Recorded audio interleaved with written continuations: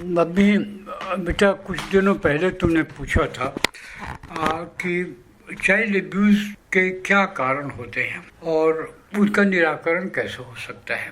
बात इतनी छोटी नहीं है कि आपने पूछा और हमने कह दिया। इसके लिए सीरीज़ ऑफ टॉक की ज़रूरत होगी, लेकिन हमें आरंभ करना है तो अभी शुरू कर देते हैं। कारण कुछ हमारे हाथ में होते हैं चाइल्ड एब्यूज़ के और कुछ हमारे हाथ में नहीं होते हैं।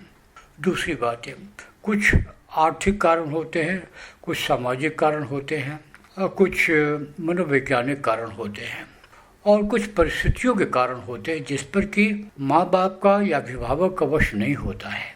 तो इस प्रकार एक निश्चित कि ऐसी इस कारण होता है और उसका ये समाधान है, ये उसको निराकरण है प्रॉब्लम को ठीक करने का। इतना कोई रेडीमेड बातें आपको नहीं बताई जा सकती, लेकिन मनोवैज्ञानिक तरीके से हम विचार कर सकते हैं जो हमारा क्षेत्र है। और जो आर्थिक कारण और सामाजिक कारण और सांस्कृतिक कारण भी हमारे पहुंच के परे हैं, उन पर हम अभी विचार करने की योग्यता नहीं रखते। अब मनोवैज्ञानिक कारण का हम सरल भाषा में ये कहते हैं कि जब माँ बाप या अभिभावक उतनी समझदारी नहीं करते हैं, उतना ध्यान देना चाहिए उतना नहीं दे पाते हैं अथवा उसको आवश्यक नहीं समझते हैं, तब समस्याएं कुछ अधिक होती और जटिल होती हैं। उदाहरण का, हम अपने बच्चे को उतना अच्छा नहीं पढ़ा सकते हैं क्योंकि हम खुद भी उतने सक्षम नहीं हैं। अब क्या बोलते हैं, हम अपने ममेरे भाई के यहाँ या सुफेरे भाई के यहाँ, और वहाँ पर एक बड़ा भाई है जो कि पढ़ा अच्छा है, वो 10th क्लास में है। मेरा बच्चा तो 3 में है, 4 में है, 5 में है। मैं उतना नहीं, तो मैं सोचता वहाँ बड़ा भाई पढ़ेगा, वो मेरा तो मौसेरा भाई है, उसके यहाँ रहेगा। वो तो टाउन में रहता, मैं देहात में रहता हूँ, वो तो पैसे वाला आदमी, मैं गरीब आदमी हूँ। ज़्यादा सुविधा मिलेगी इस ख्याल से मैं अपने बच्चे को उसके पास भेज देता हूँ। बाहर से तो बड़ी समझदारी की बात लगती है, लेकिन मूल में ये है कि मैं अपनी रिस्पॉन्सिबिलिटी को दूसरे के हाथ में सौंप देता हूँ। ये बहुत ही अस्वाभाविक है कि हम अपनी रिस्पॉन्सिबिलिटी न लेंगे और आप मेरी रिस्पॉन्सिबिलिटी लोगे। ये तो नेचर में है नहीं ऐसा है, लेकिन हम किन्हीं कारणों से, अनेक कारणों से ऐसा प्रायः कर बैठते हैं। और इस तरह से जब दूसरे को रिस्पॉन्सिबिलिटी सौंप देते हैं तो अपनी रिस्पॉन्सिबिलिटी नहीं निभाता, वहीं से एक्सप्लॉयटेशन शुरू होता है। बड़ा भाई जो अब हमारा लड़का जो 5 से में 8 में है, वो 11th लड़के के पास जाता है, वो रोब जमाता, पढ़ाता नहीं है, गाइड नहीं करता है, क्योंकि वो भी स्वाभाविक नहीं है। उसको ईर्ष्या होती कि ये कहाँ से पढ़ा, मैं पूरा रहता था, घर घेरे हुए था, अब ये पता नहीं कहाँ से मनहूस आ गया, तो नफरत करने लगता है। और जो हमारा बेटा है जो 7 वर्ष का है, वो जो उसको ज़्यादा केयर होता है, उसके पास ज़्यादा अच्छे कपड़े, इसके अंदर ईर्ष्या की भावना होती है, हीनता की भावना होती है। तो जब हीनता और ईर्ष्या की आ गई तो आपने मनोवैज्ञानिक रूप से, मैंने अपने बच्चों को पीछे हटा दिया, उसको तो रिटार्ड कर दिया ना अपने प्रोग्रेस में की ओर से। ये इस किस्म की कठिनाइयाँ, या जिसको हम इतना सिंप्लीफाई तरीके से देखते हैं, वो गार्डियन लोग या अपने बाप को या पेरेंट्स, उतना सरल नहीं है। दूसरा ये है कि आप अपने अगर उत्तरदायित्व से भागेंगे तो अपने बच्चे के सामने उदाहरण कौन सा दे रहे हैं। उस प्रकृति ने तो उसको आपके हाथ में दिया है, समय ने भी आपके हाथ में दिया, लेकिन आपने किन्हीं कारणों से दूसरे के हाथ में दिया। आंतरिक मन बच्चे का कभी स्वीकार नहीं कर सकता कि उसके अभिभावक या उसके माँ बाप गरीब हैं और उसका मेरा भाई अमीर का बाप अमीर है और उसके पास ज़्यादा फर्नीचर है, इसके पास उस पर सुविधाएँ अधिक हैं। ये जो छोटा आपका बेटा, जो मेरा बेटा है 7th क्लास में है, उसके अंदर ये बर्दाश्त नहीं होता, उसको अस्वाभाविक है। और इस प्रकार से चाइल्ड एब्यूज़ का ये कारण है। चाइल्ड एब्यूज़ का मतलब महज आर्थिक चाइल्ड एब्यूज़ न देखिए, आंतरिक मन के धरातल पर चाइल्ड एब्यूज़ का विचार कीजिए तो आपको कुछ दूसरी तस्वीर दिखाई देगी और उस पर आप फिर मनोवैज्ञानिक मतलब गंभीर मनोवैज्ञानिक चिंतन के हिसाब से आप आगे बढ़िए, क्योंकि मैं मानता हूँ कि हम सभी लोग ऐसा नहीं कर सकते। मेरे अंदर कहाँ से मैं गंभीर मनोविज्ञान के सिद्धांतों को समझ पाऊँगा, इसलिए मैं उसमें हाथ नहीं लगाता हूँ। लेकिन मैं किसी से कंसल्ट ज़रूर कर सकता हूँ, और उस मामले में एजुकेशन की ज़रूरत है, माँ बाप की एजुकेशन की ज़रूरत है। उनको उनकी कठिनाइयों को आप सामने रखेंगे वो, और आप उनको एजुकेट करने की बात कीजिए। और इस तरह से जो डॉक्टर नील का बहुत फेमस था कि they are no problem children, they are always problem parents.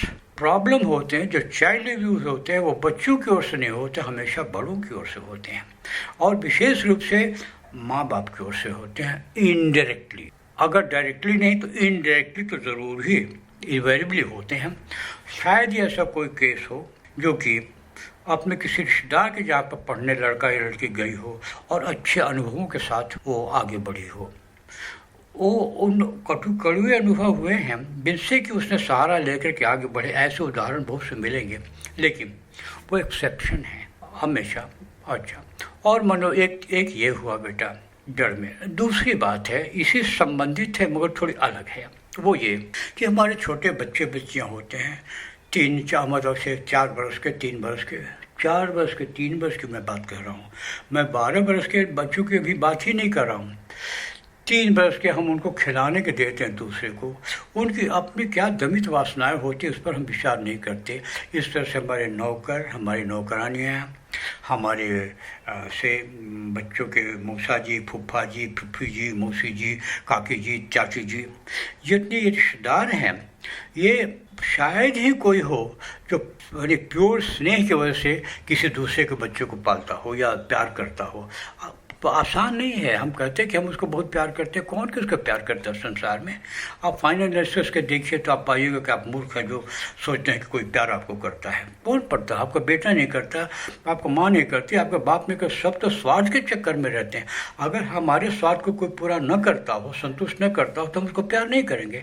हम तो भगवान को तो प्यार ही नहीं करते बिना मतलब के, आज इंसान क्या प्यार करेंगे? तो इसलिए ये फॉर ग्रांटेड, अपने बच्चों को नहीं ठीक खिला पा रहे हैं तो मेरी पड़ोसी मेरे बच्चे को खिला देगी, ले जाओ इसको तुम रखो अपने हाथ, थोड़ा देर हमारे घर का वातावरण ठीक नहीं हो, वो रिलीफ इज़ ऑल राइट, मजबूरी है। लेकिन ये धंधा बना देना बहुत से कि माँ बाप अपने, माँ सोती रहती है, बाप ड्यूटी चला गया है और पड़ोसी घर में अपने बच्चों को भेज देते हैं कि खिलाएगा, अपने सोने को मिलेगा।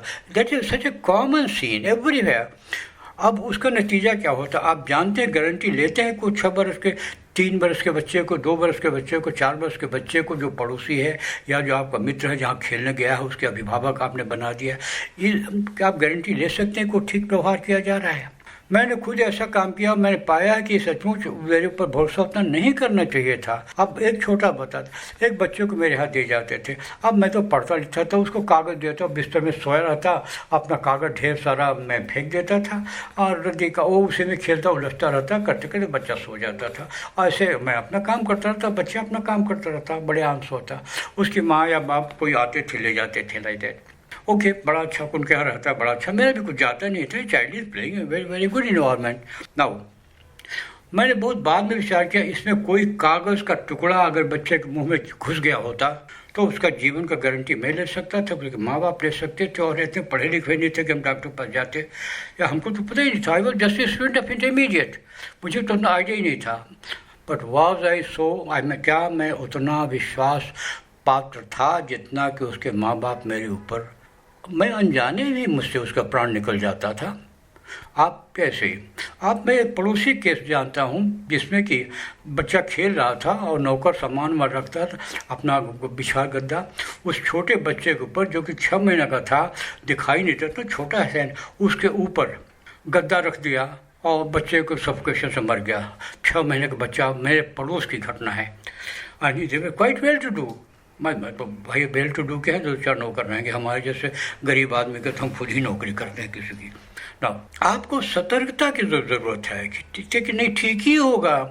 दाई ले गई है, दाई उसको खिलाती होगी। मैं अपने बात बताता हूँ कि मैं अपने बच्चों को छोड़ के जाता था, वही भी जाती थी, और पड़ोसी ने अपनी माँ से कहा, पड़ोसी बेटे ने, वो तो मतलब वो तो इनकी जो आया है ना वो दूध पी जाती है, अक्कू को देती नहीं है। जो पड़ोसी थी वो बच्ची को माँ ने कहा नो नो बोलो मत मत, तो नौकरानी भाग जाएगी तो इन लोग को और कैसे काम चलेगा, वो तो और बुरा होगा।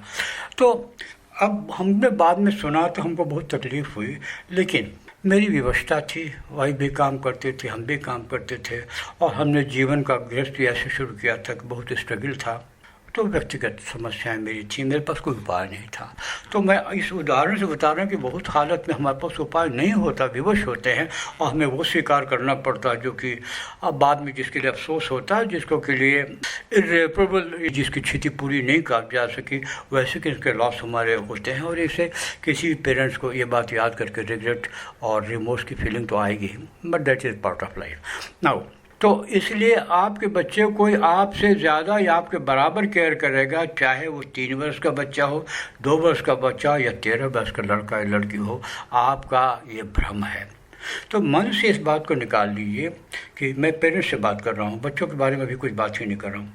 तो आप मन से ये बात निकालिए कि दूसरा कोई आपके बराबर, आपसे अधिक की तो बारी छोड़िए, आपके बराबर भी कोई आपके बच्चे को केयर करेगा या थोड़ा सा कम कर, इवन मैनेजेबल केयर करेगा, इसमें भी आपको डाउट करना चाहिए। मैं बार बार कहना कि परिस्थितियाँ अपनी अपनी विशेषताएँ भी हुआ करती हैं। ये जो बात हम लोग कह रहे हैं ये सबके ऊपर लागू नहीं किया जा सकता बेटा, सबकी अपनी मुसीबतें होती हैं, वो भी हमको ध्यान रखना चाहिए। कोई सलाह देने के पहले सोना का भस्म तो बहुत अच्छा, खाने से हमारा नया जीवन हो जाएगा, मैं 10,000 रुपये का सोना 15 दिन के अंदर खाऊं कैसे, ये भी सोचने की बात है। खाने को मिलता नहीं और सोना का भस्म खाने को डॉक्टर बोलता है, तो दैट इज़ एब्सर्ड। तो जैसे तो सलाह, बहुत सलाह एब्सर्ड हुआ करती है, जो हम सलाह देकर अपनी महानता प्रकट कर लेते हैं, लेकिन समझते नहीं कि जिसको सलाह दिया जा रहा है उस पर क्या असर पड़ता होगा और वो और कितना अधिक विवश फील करता होगा अपने को। नाउ तीसरी सलाह या जो भी कहिए, एनालिसिस है। वी आर नॉट कोई सजेशन नहीं दे रहे, कोई एडवाइस दे रहे, we are just trying to analyse the situation. यही दूसरा कारण एजुकेशन के मामले में बच्चे उम्मीद करते हैं अपने टीचर से या अपने ट्यूटर से स्पेशली कि वो बच्चे को वो पढ़ा देगा पैसे से, क्योंकि आप अमीर आदमी हैं इसलिए पैसा से आप पास, मुझे किसी आदमी का, मैं 1 करोड़ रुपये खर्च करने को तैयार हूँ, मेरे बच्चे को पढ़ा दे, आप पढ़ाओगे? मैं भाई 1 करोड़ नहीं, आप 10 करोड़ दो ना, तब भी नहीं पढ़ा सकता, क्योंकि पढ़ाई पैसे से नहीं हुआ करती है। और मुझे आपके बच्चे से तो कोई प्यार नहीं है। ये सोचते हैं कि पढ़ाई बच्चे का, ट्यूटर को हम खरीद सकते हो, ट्यूटर को आप खरीद सकते हो, टीचर को भी खरीद सकते हो, खरीदे जाते हो बिकते वाले। आज तो टीचर लोग बिक रहे हैं यार। तो लेकिन आप विद्या को स्टूडेंट के में नहीं डाल सकते, वो उसको खुद करना होता है।